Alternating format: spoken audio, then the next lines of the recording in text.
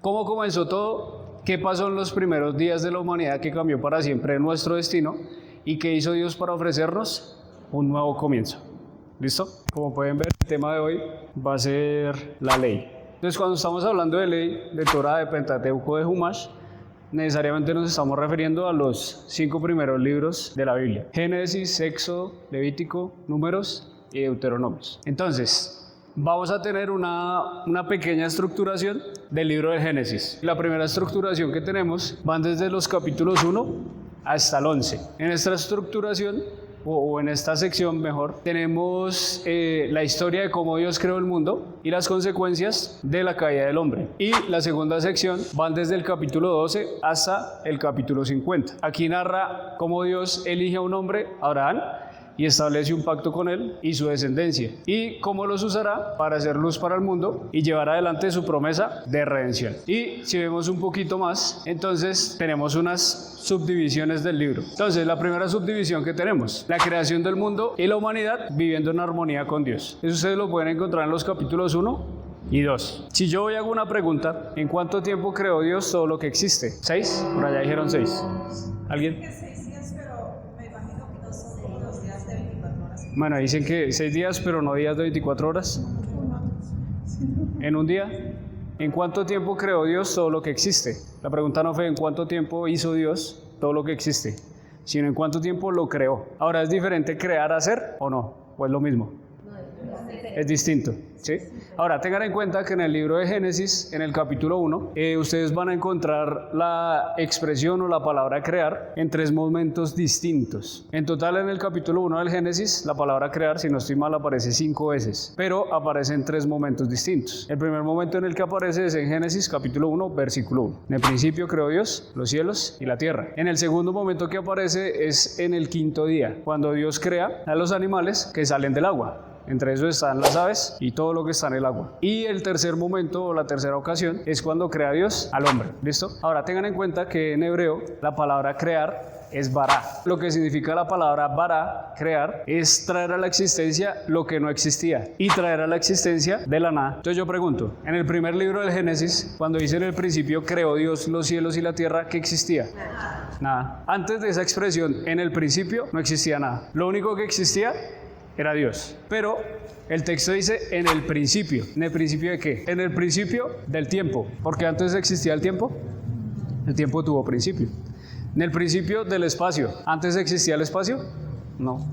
En el principio de la materia. ¿Antes existía la materia? En el principio de la energía. ¿Antes existía la energía? Entonces estamos hablando literalmente en el principio de todas las cosas que existen, a excepción de Dios. Entonces tengan en cuenta que desde el primer versículo de la Biblia en primera instancia no discute la existencia de Dios, la afirma. En la Biblia ustedes no van a encontrar argumentos para hablar con un ateo, eso no existe. En la Biblia usted no va a encontrar razones por las que Dios existe, tampoco está en la Biblia. Porque desde el primer versículo la Biblia afirma que Dios existe. Y no solamente que Él existe, sino que además es el origen y es el creador del resto de las existencias. Entonces, para que lo tengan presente, cuando la Biblia dice en el principio creó Dios los cielos y la tierra, en el hebreo se entiende que en ese momento creó Dios todo lo que había en el cielo y todo lo que había en la tierra. ¿Cuál es la evidencia de esto? La evidencia de esto es que si usted lee el resto de los versículos del capítulo 1 del Génesis, usted no va a encontrar, a excepción de las veces que les mencioné, que dice la palabra crear, no va a encontrar que dice y creó Dios, sino que va a encontrar que el texto bíblico dice e hizo Dios.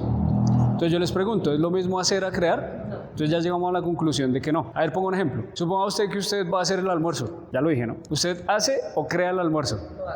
Lo hago, ¿cierto? Lo hace. ¿Por qué lo hace? ¿Por qué lo hace y no lo crea? ¿Cierto? Ya usted tiene la materia prima para hacer su almuerzo. Y resulta que en el resto de los días del capítulo 1 del Génesis, usted encuentra esa expresión, hizo Dios. ¿Por qué aparece la expresión hizo y no creó? Porque es que ya todo estaba creado. El resto de los días lo que Dios hace es organizar. Salvo en ese 5.º día con los animales y en el 6.º día con el hombre. Entonces, cuando hablamos de tiempo, lo que dijeron al principio, está bien dicho decir que en primera instancia la Biblia no habla de días de 24 horas, porque ya queda descartado. Hasta el 4.º día aparece el sol, no pueden ser días de 24 horas. Y en segunda instancia, cuando la Biblia habla de días, habla de un tiempo que en realidad no está determinado. Tengan en cuenta que Dios es eterno. Dios no necesita tiempo para hacer algo. ¿Se puede haber demorado menos de un segundo? ¿Cómo si Él se quiso haber demorado miles de millones de años? En realidad, no sabemos. Y no sabemos porque no estábamos ahí. Entonces ya, cerrando ese capítulo 1. Entonces, en esos otros momentos distintos, también aparece la expresión crear, porque la Biblia enseña que ese crear es traer a la existencia lo que no existía. En el día quinto, ¿antes existían animales o no? No existían animales, ¿sí o no? Si quieren, lean el capítulo 1 y se van a dar cuenta que antes del día quinto no existían animales. Y en el quinto día, entonces Dios trae a la existencia algo que no existía, porque antes no había animales. Entonces por eso aparece la expresión crear. Y en el sexto día, antes del sexto día, ¿existía el ser humano? No existía. Entonces como no existía, por eso nuevamente aparece la expresión crear, porque Dios trae a la existencia algo que no existía. Ahora, resulta que en el capítulo 1 de Génesis nosotros vamos a ver el qué, lo que Dios hizo. Y en el capítulo 2 del Génesis vamos a ver el cómo. Entonces en el capítulo 2 del Génesis va a hablar detalladamente de cómo fue que Dios creó al ser humano. Y en el momento en que lo crea, entonces ya dice la Biblia que formó Dios al hombre, ¿de dónde? Del polvo de la tierra. Y que para que el hombre fuera un ser viviente, ¿qué tuvo que hacer? Exacto. Sopló en él, dice la Biblia, aliento de vida, y fue el hombre un ser viviente. ¿Listo? Entonces ya en ese momento, que ya el hombre es un ser viviente, en el capítulo 2 usted puede encontrar que Dios le da ciertas órdenes al hombre. Vamos al versículo 15 y vamos a ver cuál es el propósito con el que Dios creó al hombre. Entonces en el Génesis 1:26 usted va a encontrar que Dios crea al hombre con el propósito de señorear. Y en Génesis capítulo 2, versículo 15 vamos a leer lo siguiente. Tomó pues el Señor Dios al hombre y lo puso en el huerto de Edén para que lo labrara y lo guardase. Entonces, ¿para qué cosa? Para que lo labrara y lo guardase. Entonces, sáquense de la cabeza esa idea que tenemos de hace muchos años de que antes Adán y Eva no trabajaban. Sí trabajaban, porque tenían que labrar y tenían que cuidarlo, pues tenían que trabajar. Seguramente era menos el esfuerzo, porque la tierra no estaba maldita, pero de todas formas tenían que trabajar, ¿sí? Tengan en cuenta que a Dios no le gustan los vagos. Sí, es verdad. Sí. A Dios no le gustan los vagos. Y usted se va a encontrar que Dios puso al hombre en el huerto de Edén para que lo cuidara y lo labrara. Ahora, resulta que encuentra usted en el versículo 16. Y mandó el Señor Dios al hombre diciendo: de todo árbol del huerto podrás comer, mas del árbol de la ciencia del bien y del mal no comerás, porque el día que él comieres, ¿qué cosa? Ciertamente morirás. Entonces tengan en cuenta que cuando Dios crea al hombre, lo pone en el huerto del Edén y lo pone con el propósito de labrar y de cuidar el huerto. Pero además le dice algo, le dice: de todos los árboles que hay en el huerto, del fruto de ellos usted puede comer. ¿Y qué otro árbol había en el huerto del Edén? El de la ciencia del bien y del mal, pero había otro, el árbol de la vida. Entonces quiere decir que si la Biblia enseña que Dios mandó al hombre que podía comer de cualquiera, ¿podía comer del árbol de la vida o no? Sí. Podía comer del árbol de la vida. Pero hubo un árbol del que le dijo que no podía comer. ¿De cuál árbol? El de la ciencia del bien y del mal. Ese era el único árbol del que no podía comer. Y ya cuando trae Dios a la mujer junto con el hombre, que la Biblia enseña que la saca de una costilla, ¿cuál era la responsabilidad del hombre? Porque bueno, aquí va otra pregunta. Cuando Dios le da esta orden a Adán, ¿estaba Eva o todavía no estaba? Todavía no estaba. Entonces, ¿cuál era la responsabilidad de Adán? Transmitirle a Eva lo que Dios le había dicho. Tenían una sola cosa que no podían hacer: no coma ese árbol. Ya, eso era todo. Entonces, yo hago una pregunta: ¿será que Dios pone el árbol con el propósito de hacer caer al hombre? Si Dios lo puso en el huerto del Edén, era porque el ser humano tenía la capacidad de no comer, tenía la capacidad de decidir, tenía la capacidad de obedecer. Entonces, vamos a la Biblia. ¿Qué dice la Biblia? Que Dios no permite que seamos tentados, ¿qué cosa? Más allá de lo que podamos soportar. Si eso hoy con nosotros, ¿será que no fue lo mismo con Adán y Eva? Seguramente sí, pero ya ellos tomaron su decisión, que fue la de caer. Igual que hoy, mucha gente hoy solamente toma malas decisiones. Ahora, en el segundo acto, digamos en esa subdivisión, tenemos los capítulos de 3 al 5, en donde nosotros encontramos el pecado de Adán y Eva, la caída que crea la separación entre Dios y la humanidad y las consecuencias de esa caída. Entonces ahí ustedes van a encontrar desde ese capítulo 3 hasta el capítulo 5 que la Biblia enseña que en el momento en que Adán y Eva caen, se ven desnudos, ¿sí? ¿Qué otra cosa? Son echados, pero además de eso, recuerden que hay una cosa que Dios le dice al hombre: el día que usted coma del árbol de la ciencia del bien y del mal, ¿qué va a pasar? Morirá. ¿Y qué pasó con el hombre en ese momento? ¿Se murió o no se murió? Espiritualmente sí. Espiritualmente se murió, ¿cierto? Físicamente hablando, no se murió. En ese momento no. Pero espiritualmente hablando, sí se murió. Tengan en cuenta que en la Biblia la palabra muerte va más allá de la muerte física. En la Biblia la expresión muerte o la palabra muerte significa ser separación. Eso es lo que significa. Entonces, en el momento en que el hombre muere, ¿qué es lo que está haciendo? Se está separando ¿de quién? De Dios. Cuando ustedes van a la Biblia define cuándo una persona se muere. Si ustedes van a la historia de Raquel, cuando está teniendo a Benjamín, la Biblia explica, y de hecho lo coloca ahí. El momento en que Raquel muere porque el alma se le salió del cuerpo. Entonces, hubo una separación del alma con el cuerpo y se murió. Y cuando usted va a Santiago capítulo 2, usted va a encontrar que Santiago también dice eso. Así como el cuerpo sin el espíritu está ¿qué?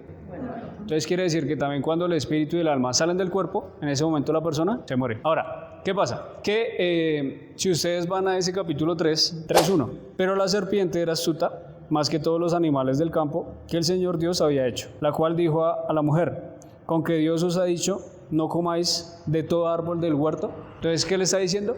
Dios les dijo que no coman ¿de qué? De todo árbol que está en el huerto.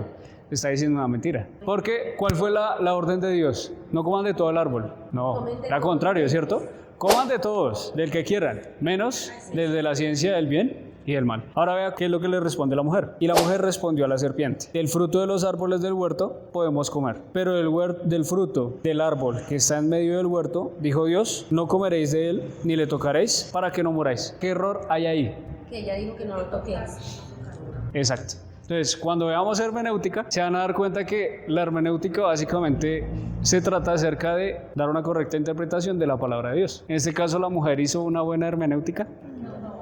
No la hizo. Porque ella dijo, de todos los árboles podemos comer, pero el árbol de la ciencia del bien y del mal, no. Y ni siquiera lo podemos tocar. Pero Dios no le había dicho eso. Solamente le había dicho, no coman. Ya. Eso era todo. Y ya bueno, entonces, ¿la consecuencia cuál es? Cuando ustedes van a la Biblia se van a encontrar que una vez que ellos dos caen, entonces Dios empieza a dar una sentencia de maldiciones. Entonces vamos a ese capítulo 3. Capítulo 3, versículo 13. Entonces el Señor dijo a la mujer, ¿qué es lo que has hecho? Y dijo la mujer, la serpiente me ha engañado y comí. Y el Señor Dios dijo a la serpiente, por cuanto esto hiciste, maldita serás entre todas las bestias y entre todos los animales del campo. Sobre tu pecho andarás y polvo comerás todos los días de tu vida. Y el 15 dice, y pondré enemistad entre ti y la mujer, y entre tu simiente y la simiente suya. Esta te herirá en la cabeza y tú le herirás en el calcañar. Entonces tengan en cuenta que desde ese momento que ellos caen, Dios de una vez ya se ideó un plan de redención. Y ni siquiera desde ese momento, porque si ustedes van a la Biblia, se van a encontrar que desde antes de la fundación del mundo, es decir, desde antes de que la Biblia diga en el principio, ya Dios tenía el plan de redención trazado. Pero en ese 3:15, lo que Dios hace es de una vez dar una promesa. ¿Qué es lo que va a pasar? Y es que de la simiente de la mujer saldría alguien que heriría a la serpiente en la cabeza y que ella le heriría en el calcañar. Ahora, cosas a tener en cuenta. ¿Las mujeres tienen simiente o no? Las mujeres no tienen simiente. La simiente la tiene el hombre. Entonces, de una vez, desde el versículo 15, Dios está hablando de qué cosa? De la simiente de la mujer. Entonces, cuando uno entiende eso, uno dice, pues está raro eso, ¿no? Porque pues si la mujer no tiene eso, pero resulta es que ya él de una vez está anunciando que el que va a salir de la mujer va a ser un milagro, porque la mujer no tiene simiente. ¿Y cómo nació Jesucristo? Porque ya hoy en día entendemos que esa promesa de Génesis 3:15 se cumple en Jesucristo. ¿Cómo fue formado? De forma natural, fue un milagro, ¿cierto? Y la mujer, pues no tiene simiente, pero salió de la mujer, ¿listo? Entonces ya ustedes encuentran que ya la promesa estaba, y ustedes van a encontrar en ese capítulo 3 que listo, ya ellos caen, pero en el momento en el que ellos caen, Adán y Eva ven su desnudez y ¿qué hacen ellos? Se tapan o se cubren con unas hojas, ¿sí o no? Pero el Señor llega, y ojo con esto, porque vea, el valor del hombre frente a Dios es muy importante. Si ustedes van a la Biblia, ningún otro ser creado tiene las características que el hombre tiene, porque en ningún momento de la Biblia usted va a encontrar que otro ser, aparte del ser humano, haya sido creado a imagen y semejanza de Dios. Ningún otro, solo el hombre. Y resulta que es tanto el valor del hombre que el Señor lo que hace después de que Adán y Eva pecan, va y coge 2 animales, los sacrifica y los viste. Entonces, la pregunta, ¿los animales tenían culpa de algo? Los animales no tenían culpa de nada, pero hubo un derramamiento de sangre. ¿Por qué tenía que haber un derramamiento de sangre? Recuerden que en ese momento Adán y Eva ya habían pecado y que la única forma de estar delante de Dios para que se cumpla la justicia de Dios es la muerte del pecador, ¿sí? Y en ese momento resulta que Adán y Eva no podían estar más delante de la presencia de Dios. ¿Por qué razón? Porque habían pecado. Entonces lo que hace Dios es reemplazar una vida por otra vida. Entonces ya desde el principio también estaba enseñando cómo era que iban a funcionar las cosas, de qué manera se iba a manejar la redención. Porque en este caso ellos dos son culpables y los animales, que no tenían nada que ver, reemplazan al hombre y a la mujer por causa de su pecado. Entonces ya después de eso el Señor los viste, pero hay derramamiento de sangre. Ahora, cuando ustedes ven los siguientes capítulos, ya ustedes en el capítulo 4 se van a dar cuenta que empiezan a presentarse las consecuencias de la caída del hombre, con Caín y Abel. Entonces, para que lo tengan en cuenta, Caín y Abel, digamos que son como los primeros momentos en los que la Biblia señala las consecuencias de la caída del ser humano. Y es que registra el primer asesinato, que un hermano mata a otro hermano. Pero después usted encuentra que hay otro registro, o la primera colección de esposas, que es en el caso de Lamec. Entonces antes de eso no se había presentado. Pero la Biblia hace referencia a Lamec con que él había tenido 4 diferentes esposas y que además se jactaba de ser peor que Caín. Ahora, tengan en cuenta que en el capítulo 5 del libro de Génesis, ustedes van a encontrar que Adán y Eva no solamente tuvieron 2 hijos, porque a veces pensamos que Adán y Eva tuvieron 2 hijos, pero en el capítulo 5 del Génesis usted se va a encontrar que Adán y Eva tuvieron hijos e hijas. Entonces fue mucha más gente. Resulta que en ese capítulo 5 ya ustedes empiezan a ver esas 2 como vertientes, en donde está por un lado la descendencia de Caín y por otro lado la descendencia de Set. Los de Caín eran malos y los de Set eran justos. Entre la descendencia de Set usted va a encontrar a un hombre que se llamó Enoc. Ese hombre delante de Dios fue recto. La Biblia no menciona mucho sobre Enoc, pero lo que menciona Enoc es bastante sustancioso, porque la Biblia enseña que Enoc, ¿qué cosa hizo? Caminó con Dios y la Biblia dice, y Dios se lo llevó. Eso es lo que dice él. Así que la Biblia narra el primer arrebatamiento. ¿Qué tenemos que hacer nosotros? Caminar con Dios. De esa descendencia entonces usted va a encontrar que sigue Matusalén. Me estoy saltando un montón de nombres, pero es para ir más rápido. Y de la descendencia de Matusalén sale un hombre llamado Noé. Entonces ya en el caso de Noé, en la siguiente división del texto, usted va a encontrar algo que colocamos ahí como la lucha de los patriarcas, Noé, y entre paréntesis, justo en sus generaciones, enfrentando el diluvio y la posterior familia de Abraham, que va desde el capítulo 6 hasta el capítulo 11. ¿Listo? Entonces, en el capítulo 6 del libro del Génesis, lo que ustedes van a encontrar es que la maldad del hombre fue mucha, en extremo, al punto tal que la decisión que Dios tomó fue destruirlos. Lo que Dios dijo fue, mi corazón no va a contender para siempre con el hombre. De ahora en adelante la vida de ellos va a ser de 120 años. Porque anteriormente, si usted mira las genealogías, se va a dar cuenta que esa gente vivía muchísimos años. Muchos de ellos, casi todos por encima de los 800. Que eso hoy en día a nosotros eso nos parece imposible. Pero si está en la Biblia, pues fue así. Y resulta que después de ese momento, Dios determina que va a destruir al hombre. Pero vea que antes de destruir al hombre, Dios le da la oportunidad al hombre de salvarse. Muchas veces interpretamos que Noé, ¿cuánto tiempo estuvo construyendo el arca? 120 años aproximadamente. ¿Listo? Yo les quiero hacer una pregunta. ¿Cómo hizo Noé para predicarle a la gente que se subiera al arca, que estaba construyendo el arca? Y recuerden que no tenían la tecnología que tenemos hoy. Él estaba predicando con el testimonio. Pongámonos en situación. Supongan ustedes que ustedes son Noé y están construyendo un arca por mandato de Dios. Y resulta que para esa época, sí, tengan en cuenta que la lluvia no existía. La Biblia dice que anterior a que existiera la lluvia, de la tierra subía un vapor, que era lo que regaba las plantas, para que se entienda. Y entonces la gente ve que usted está construyendo un barco que es muy grande, y seguramente alguien se acercó a decirle, venga, ¿usted qué está haciendo? En ese momento Noé podía predicar, estoy construyendo esta arca porque Dios va a mandar un diluvio. ¿Qué es eso? No, pues que va a caer agua del cielo. ¿Que va a caer agua del cielo? Tan loco ese Noé, dice que va a caer agua del cielo. Siga construyendo ese barco, viejo loco. Pero resulta que si lo traemos hoy en día, es la misma situación que pasa con nosotros. ¿Alguien aquí ha visto algún arrebatamiento? Nadie, ¿sí o no? Al menos no desde los tiempos de los apóstoles, que nadie ha visto un arrebatamiento. En ese caso fue Felipe y no fue precisamente al cielo, sino trasladado de un lugar a otro y ya. Es más, si vamos más allá, al menos desde el tiempo de Elías, no se ha visto un arrebatamiento. Y hoy nosotros predicamos que Jesucristo un día vendrá a arrebatar a la iglesia. Y si usted le pregunta eso a la gente que no tiene nociones de Biblia, que nunca ha creído, seguramente va a decir como, la gente está loca, y es que Dios va a venir a llevárselo, y que va a ser en menos de un parpadeo, gente loca. Y lo mismo pasó con Noé. Sin embargo, usted va a encontrar que Noé le creyó a Dios, y que como Noé le creyó a Dios, él construyó el arca. Ahora tenga en cuenta que el arca que construyó Noé, él no la construyó como a él le pareció. Él lo dijo como, venga, pues a mí me parece que el arca debería tener estas medidas y yo debería hacerla de esta forma. No, sino que Dios mismo le dijo a Noé cómo tenía que construir el arca. Y usted va a encontrar que así como Dios le dijo a Noé que la construyera, así Noé la construyó. Y resulta que de toda la gente que existía en ese momento, solamente la familia de Noé le creyó. ¿Sí sabían que las suegras son indestructibles? ¿Cómo así? Así como lo escuchan. Ni el diluvio pudo acabar con las suegras. ¿No me creen? Ahí está la Biblia, vea. Vea, se van a dar cuenta que es verdad lo que les digo. Génesis capítulo 7 versículo 13. Se van a dar cuenta que las suegras son indestructibles. Dice, en este mismo día entraron ¿quién? Noé, y Sem, Cam y Jafet, hijos de Noé. Ojo con esto. La mujer de Noé y las 3 mujeres de sus hijos con él en el arca. O sea que la suegra, indestructible, porque se salvó.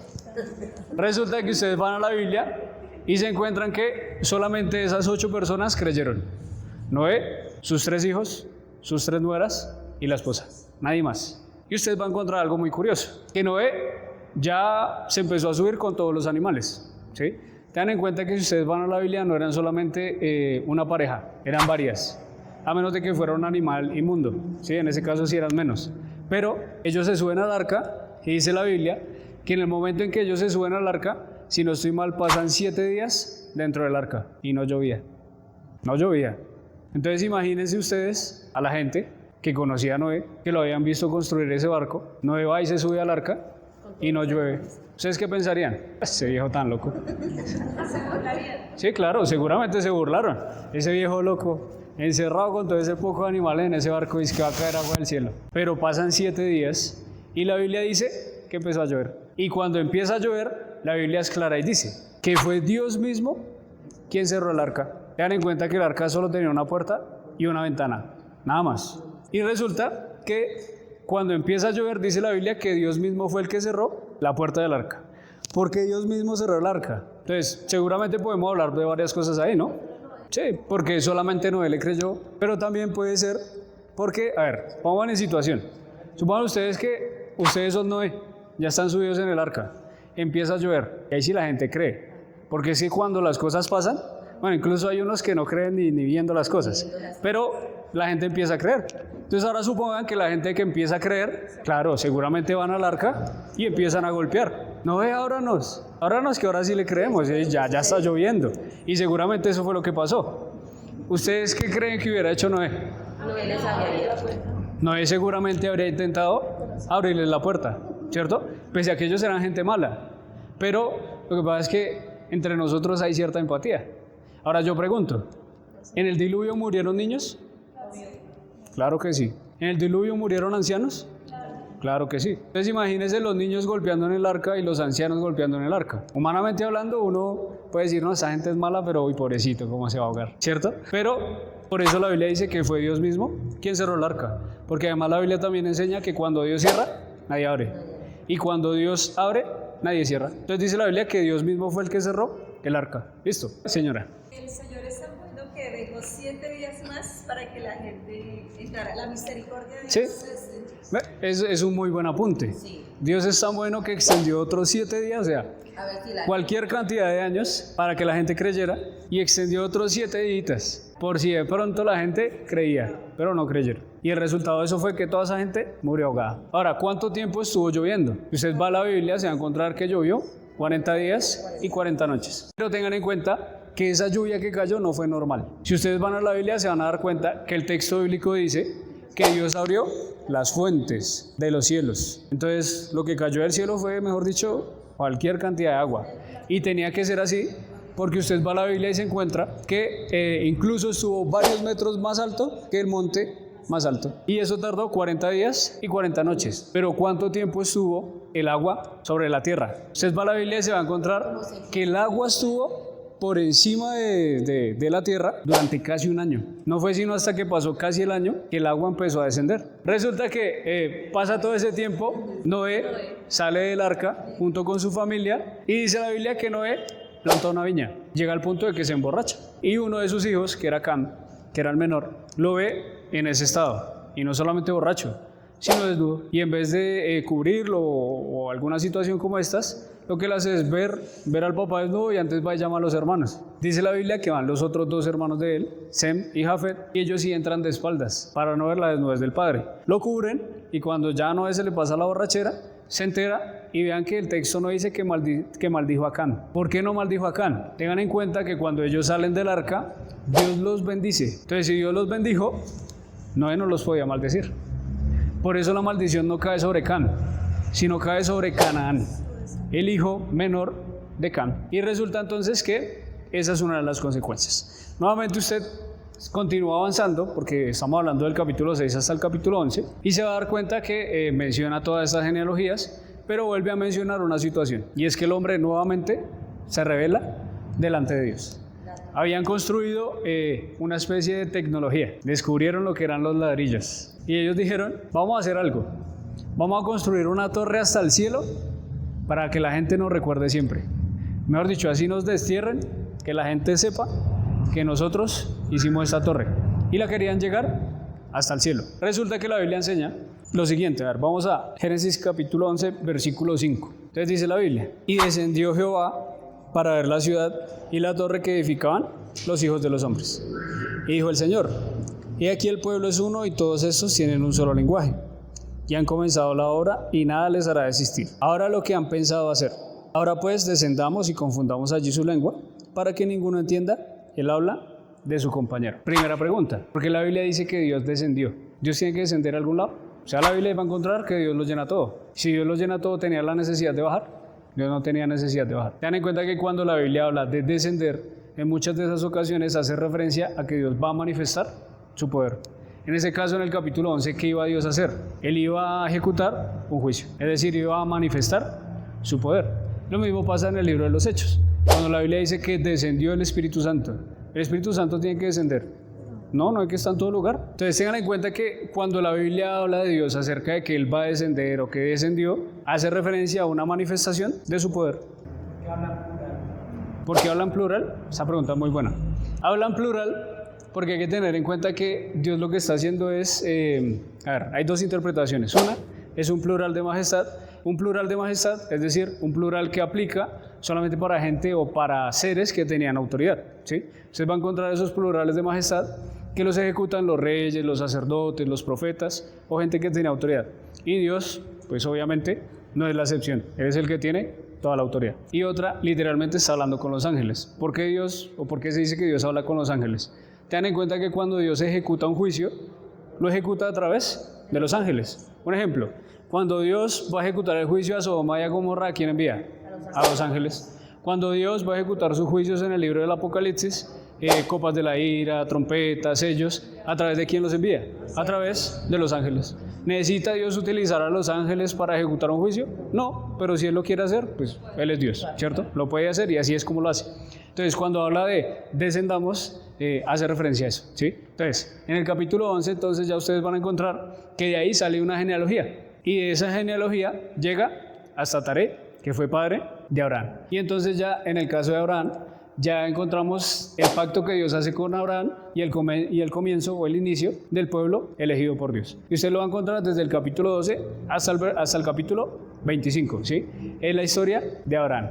Ustedes van a encontrar que del capítulo 12 hasta el capítulo 25 está el llamado de Dios a Abraham. El llamado de Dios a Abraham, tengan en cuenta que es un llamado conforme a la soberanía de Dios. Aunque si usted va a mirar el judaísmo todo lo aplica a méritos, pero pues nosotros creemos en la gracia de Dios y en la soberanía de Dios. Y Dios escoge a Abraham no por mérito de Abraham, sino porque Dios lo quiso escoger. Ahora, cuando usted va al capítulo 12 del Génesis, usted se va a encontrar la promesa que Dios le hace a Abraham. Pero tengan en cuenta que en el libro de Génesis vamos a encontrar dos tipos de promesas, o dos tipos de pactos: promesas condicionales y promesas incondicionales.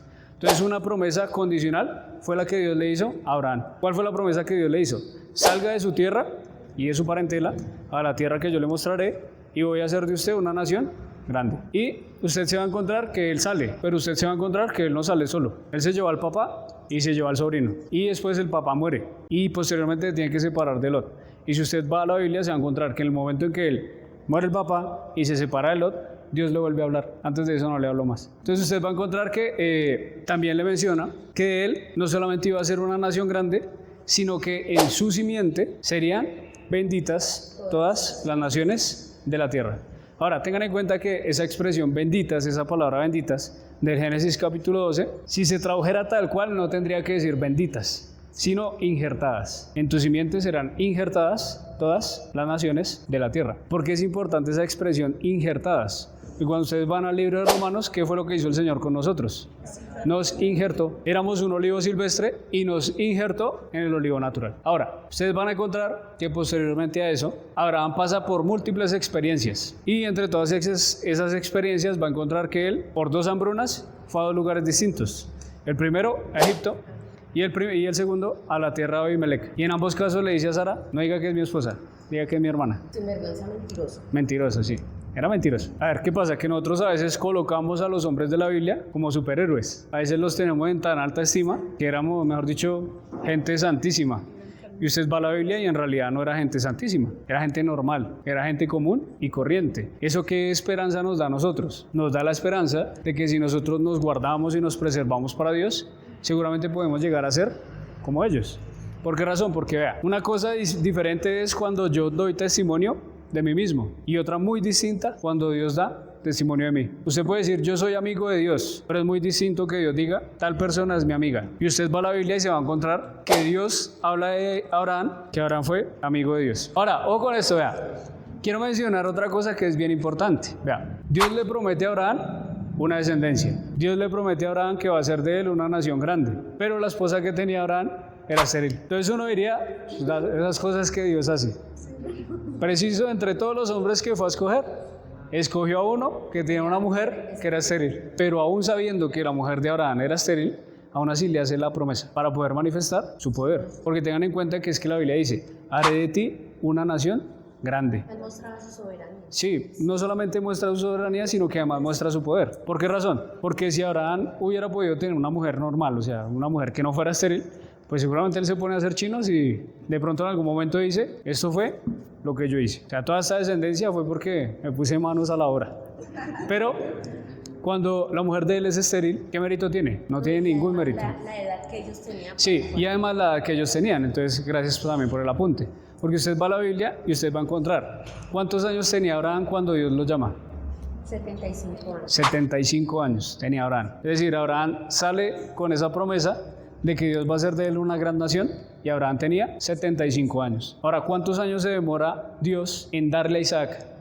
25 años. 25 años. Pasaron 25 años desde que Dios le hace la promesa a Abraham hasta que él tiene a su hijo Isaac. Entonces yo les pregunto, ¿alguno de ustedes ha tenido que esperar aquí 25 años para que Dios le conceda algo que le dijo que le iba a dar? No es muy común. No es común tener que esperar 25 años para que Dios cumpla algo. Si Dios dice algo, lo va a hacer. Si Él dijo que lo va a hacer, lo va a hacer. Porque Él es fiel a su palabra. Él no miente y no engaña. Abraham esperó 25 años para que Dios le concediera o le cumpliera esa promesa. Pero es difícil esperar cuando usted no sabe cuánto tiempo va a pasar. Abraham no sabía cuánto tiempo iba a pasar. Porque Dios nunca le dijo, van a pasar 25 años y le va a dar su hijo. Jamás le dijo eso. Solamente Dios le dijo, le voy a dar un hijo. Y es más, usted continúa leyendo la historia de Abraham, usted va a encontrar que en el capítulo 15, Abraham le dice a Dios, ojalá mi siervo pueda heredar de usted. Y Dios le dice, no, Abraham, su siervo no va a ser el que va a heredar. Yo le dije que le va a dar un hijo y va a ser un hijo suyo. Usted va a encontrar que a lo largo del tiempo, entonces, Abraham ya como que le falla la fe. Y no solamente a él, sino también a Sara. Porque ellos dicen, ve, pasan los años y Sara sigue siendo estéril y nada. Entonces Sara le dice a Abraham, lléguese a Agar la sierva y tenga un hijo de ella. De pronto sobre ese muchacho es que Dios va a sacar una nación. Pero, ¿cuál es la consecuencia? Primero, Dios no le dijo que lo hiciera. Y segundo, las consecuencias se viven hasta hoy en día. Entonces, ¿qué lección nos deja eso? Hombre, hay que hacer caso a lo que Dios dice. Y si Él dijo que lo va a hacer, lo va a hacer. Entonces tenemos que aprender a esperar. Ahora, usted continúa leyendo y en el capítulo ya 18, usted va a encontrar que habían pasado ya todavía muchos más años. Y ya Abraham prácticamente había perdido las esperanzas, y no solo Abraham, sino Sara, porque usted va a encontrar que ya Dios se manifiesta a él y que le dice a Abraham que van a tener un hijo. Y Sara por allá lo escucha y se ríe. Yo, a esta edad, un hijo, no, que va a tener un hijo a esta edad. Y mi señor, porque le dice, y mi señor también es viejo, que vamos a tener un hijo. Entonces Dios le dice a Sara, ¿por qué se ríe? Y ya no, yo no me he reído. Mentirosa, sí. Le dice, yo no me he reído. Y él le dice, sí, se rió. Y entonces usted continúa leyendo capítulo 19, la destrucción de Sodoma y Gomorra, y ya posteriormente usted va a encontrar que después de 25 años, por fin Abraham, junto con Sara, tienen un hijo. Y le ponen el nombre de Isaac. ¿Listo? Y entonces ahí ustedes se encuentran en el capítulo 22. A ver, vamos a ver en situación. Dios le dice a Abraham que ese hijo que él tiene, lo tienen que sacrificar. Y entonces ustedes esperan 25 años por un hijo. Dios les da ese hijo. Pero cuando ya el muchacho crece y es un poquito mayor, entonces Dios le dice, tienen que sacrificarme a su hijo. Imagínense, esperar 25 años por un hijo, lo tiene, lo cría, el muchacho crece y Dios le dice, me tienen que sacrificar a su hijo. Normalmente, en el caso de los que tienen hijos, no sé si ustedes lo harían. Seguramente la mayoría diría, no gracias. Cuando usted va a la Biblia, lee en el capítulo 22 y Dios incluso le hace esa aclaración. Sacrifíqueme a su hijo, su único. Le dice eso. Sacrifíqueme a su hijo, a su único, al que usted ama. O sea, ahí no había, pierde, como decir, me está pidiendo un hijo y voy y traigo a Ismael. No. Está pidiendo un hijo y le especifica quién, Isaac. Sin embargo, Abraham dice, me pide el hijo, se lo voy a dar. Y usted va a encontrar en el libro de Hebreos que la esperanza y la fe de Abraham eran tan grandes que incluso él pensaba que si lo mataba, Dios lo iba a resucitar. Y entonces ya dice la Biblia que Abraham hace eso, ¿sí? Va a subir al monte, va a sacrificar al muchacho y antes de que lo sacrifique, entonces Dios detiene su mano. Y entonces ahí le promete que su descendencia sería tan numerosa como las estrellas del cielo o como la arena del mar. Y entonces ya usted continúa avanzando en el Génesis y se va a dar cuenta que muere Sara, Abraham tiene más hijos, pero de todos esos hijos dice la Biblia que dio dones a sus hijos, pero los envió lejos de Isaac, porque él sabía que la promesa de Dios no era con el resto de sus hijos, sino con Isaac. Y entonces ya muere Abraham. ¿Listo? Y ese es el capítulo 25 del libro del Génesis. Hasta aquí quedamos hoy.